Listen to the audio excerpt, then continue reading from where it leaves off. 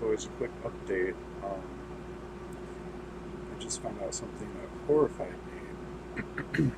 Someone said that string pulling through tubing, rubbing back and forth, like you see right here,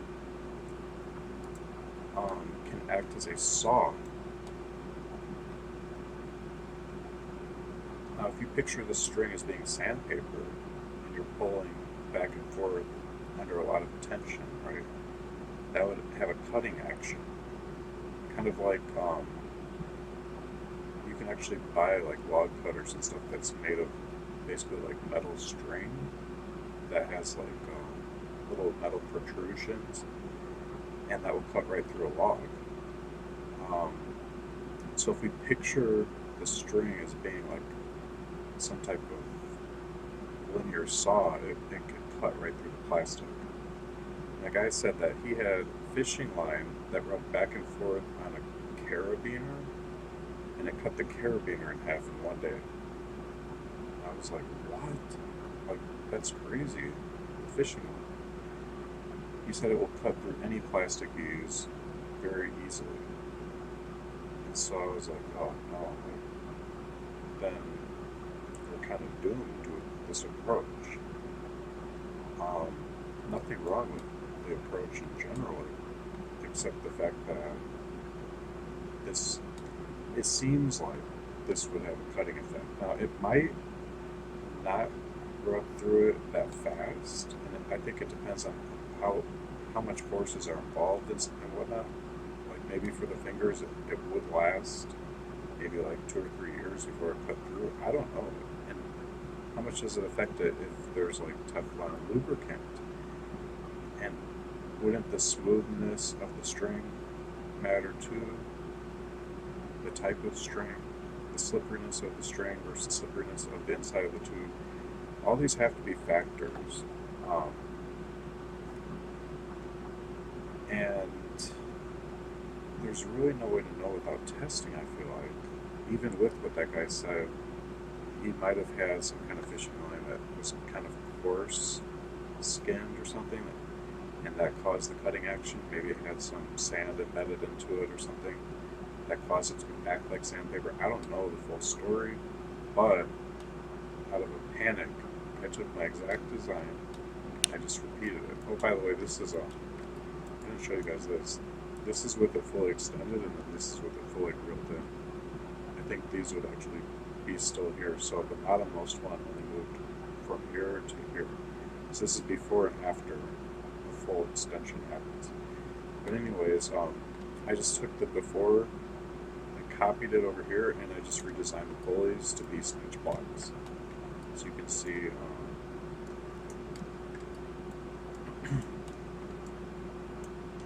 this would be a copper circuit board rivet, a hollow rivet.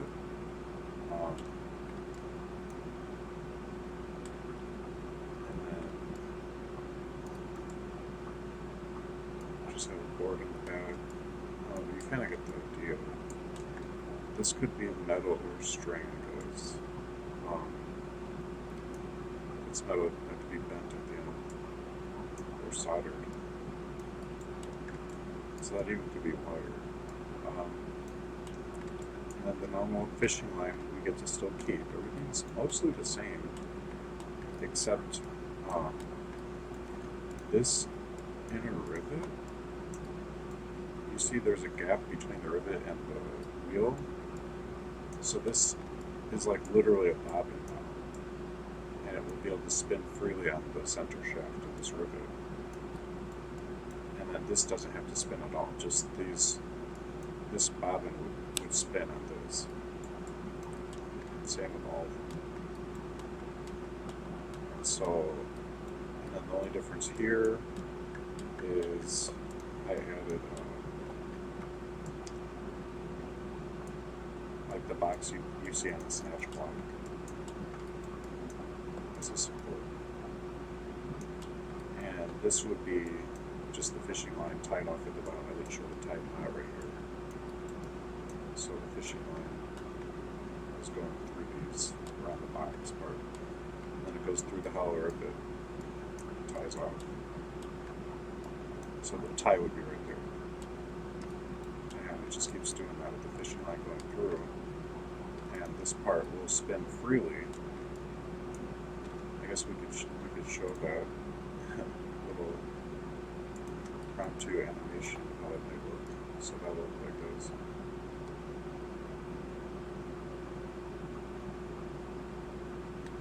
And the string will be whipping around, moving freely.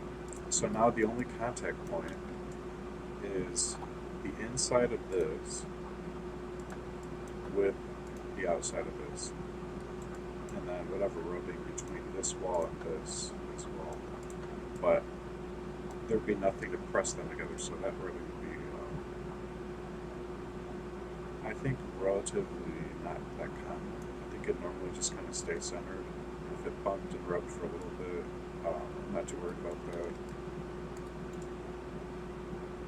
I think it would be minimal because there's no real pressure between them. It's just like accidental rubbing for a little bit. This is kind of like caster wheels, actually. Reminds me of my automotive pop-up tent job where I made handmade caster wheels. So, to actually fabricate this, I'm thinking this part should probably be like metal. This is just a rivet, like a PCB rivet, I'm thinking, because it's going to be tiny. I mean, this is 0.6 centimeters wide, so that means the width of this inner circle is like 1.5 centimeters or 2 centimeters, and so then that would be like another 7 centimeters across in diameter. That's pretty tiny. For these flanges, I think we could 3D print it. We could probably 3D print like this, facing down and print it. Okay. And then 3D print this one separate, and then glue the joint. Because that's not under. Wait. Yeah, that wouldn't be a problem. There wouldn't be a lot of shearing force here. All the pressure would be lifting this part against this part. This part. That would be where the real force transfer happens. And 3D print is very strong in that direction because it would be compressing the 3D print layers. And no forces would be pulling outward on it, which would strip apart the layers of the 3D print. So I think that would be okay to 3D print it. On that part. I'm thinking ABS 3D print would be fine.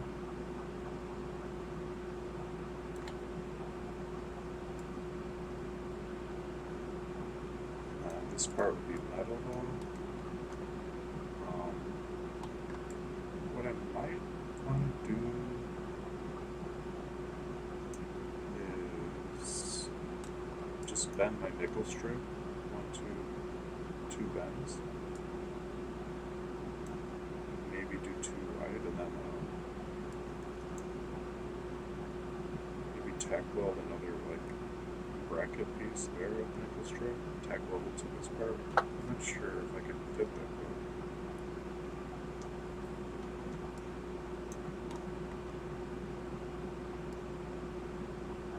Let's see. Well, this is 0.6 wide, so this is only 0.5 millimeter.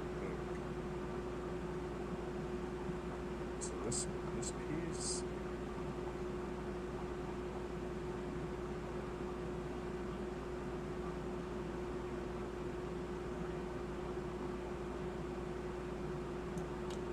I might be able to add more thickness here, because like this strain wrapped through will want to pull in toward the bottom of it, will want to pull inward. So this part being a little thicker would be nice. It's like 1 millimeter only though. So we could probably tack weld like maybe 3 layers of nickel strip here.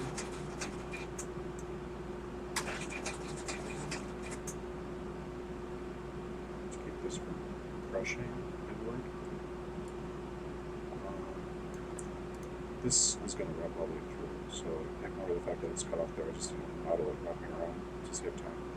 Just like I didn't model the knots right here.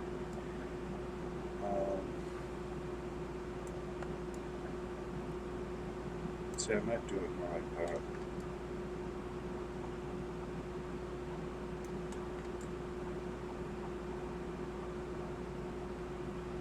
Having this whole piece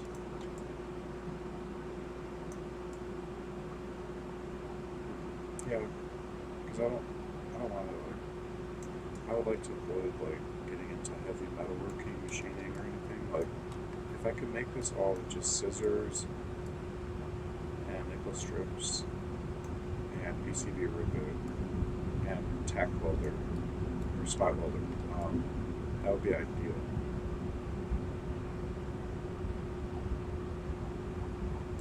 This is only 3 millimeters across. This actually, there's nothing preventing me from making this way wider. That might help me.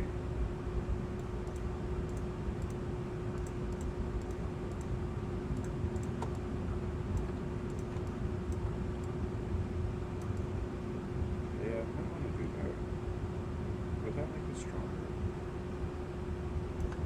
I think so.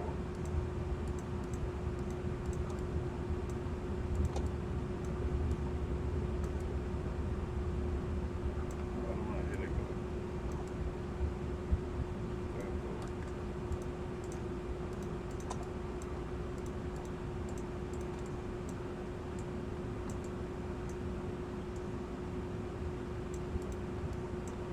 maybe something like that would be even better. It looks so huge like this, but it's going to be like so tiny when you make it. But it's going to be so small. If you realize this is half a millimeter thick, it just makes you realize how tiny this is.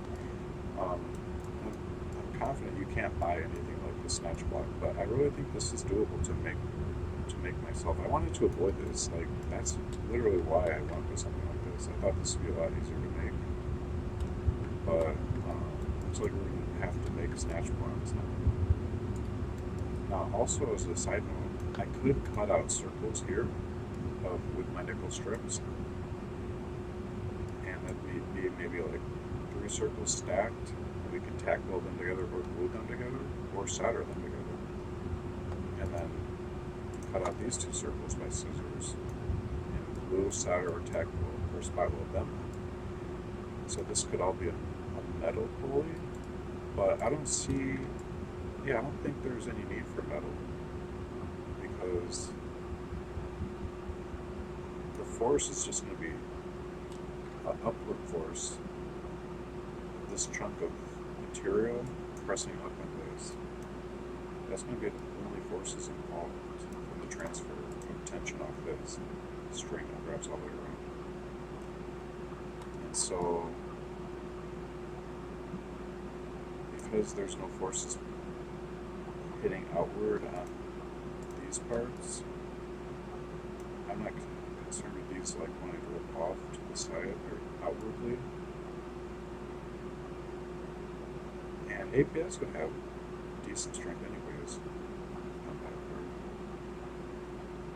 I'm not too concerned about weight. Now, granted, I can switch to all metal construction instead of just these parts being metal. This is going to be metal for sure, but I can make the pulley metal for like bigger motors. Right now, I'm only focusing on finger motors, which is why I still feel like this couldn't work just for the fingers. But it's like, now I feel like not even trying, not even attempting, because it's like, it's weird. I feel like not even attempting it anymore. After just kind of visualizing these strings are looking like a saw, it just made me like freak out. Like, I don't even want to go that route anymore. I'd rather have. This is still gonna be silent. It's gonna be robust, I think this pulley method is really solid. So probably gonna go that way. It's gonna be more work, but I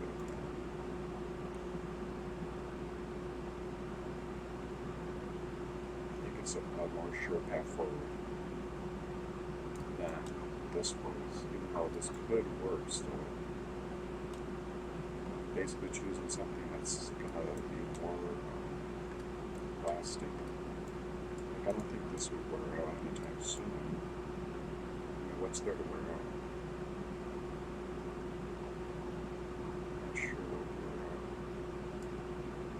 See, how wide is this? I'm concerned with these rivets like bending, that you bend upward because they're hollow.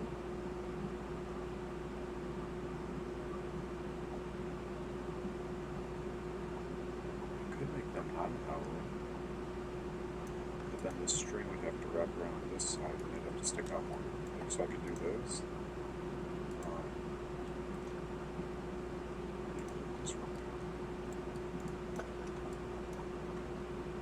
I could do this, and then I don't like this though. You see how wide it's getting now? You want to have a real flat profile.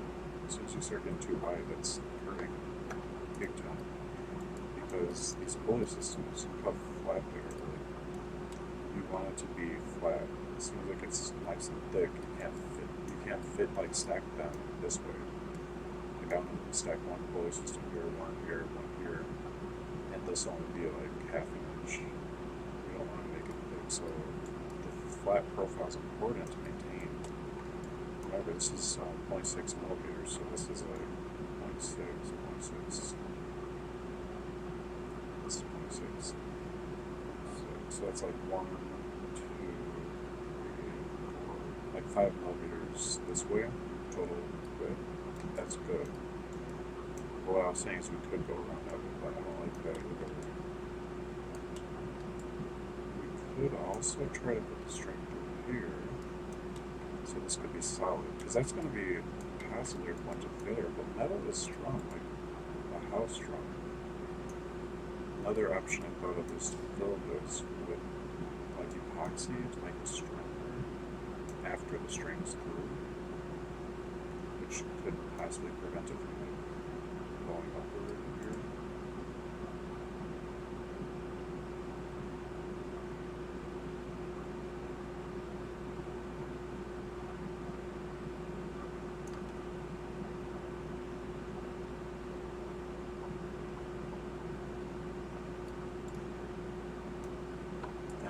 Metal might be so strong because it's being supported here and here so close together. Like, in other words, if this bracket were like this wide, this thing had to span a much greater distance. The wheel centered, all this force pressing upward. You'd want to bend this metal pull upward a lot more, because this would have more mechanical advantage being so spread out.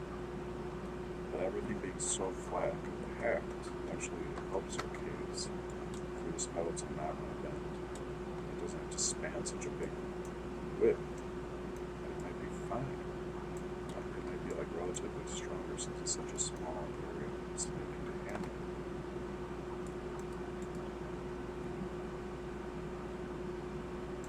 I also don't know if I can find rivets that are exactly this size. It needs to be roughly about this size. It could be a little bit bigger, I guess. It could be like this.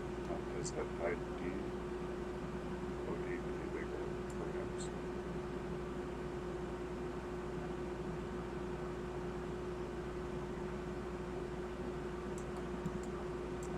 So I have to think about this a lot more. This I have way more time to think about.